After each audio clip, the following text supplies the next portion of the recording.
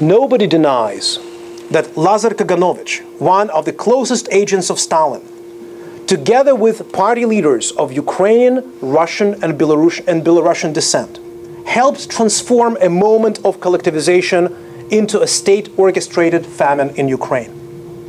Yes, he spoke Yiddish and considered himself a communist. But wait, was there any constituency that voted for him as a Jew?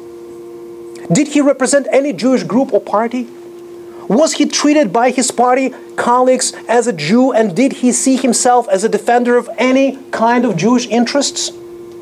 He never did, in fact, and always considered himself a communist, not a Jew, as everybody did among the elites in the class-based state, the Soviet Union. And as an ethnicity-less communist, he was responsible for introducing the Ukrainization of Soviet Ukraine in 1924, something that most historians prefer to forget. Stereotypes are not only misleading, they are dangerous as they govern, people's decision-making. Questioning stereotypes makes people revisit their patterns of behavior and modes of thinking. Questions can be unsettling and quite challenging. Take the example of the 1919 pogroms, for which Simon Petlura, the chief Ottoman of the Ukrainian People's Republic, is often blamed.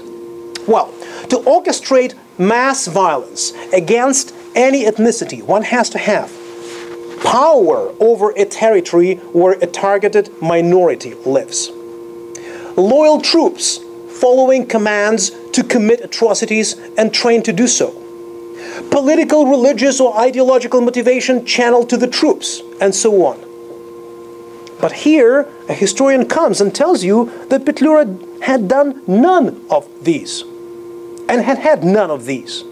That his power stretched perhaps over a railroad through which his train moved between Kiev and Fastiev, and that he himself was a staunch Father-Semite who had defended Jews against Russian anti-Semites before 1917, and who had taken Jews into the Ukrainian government and promoted them to positions of influence after 1917. What would you say about Petlura's responsibility for the mass violence against Jews in the territory of Ukraine in 1919? This book about Jews and Ukrainians does give an answer.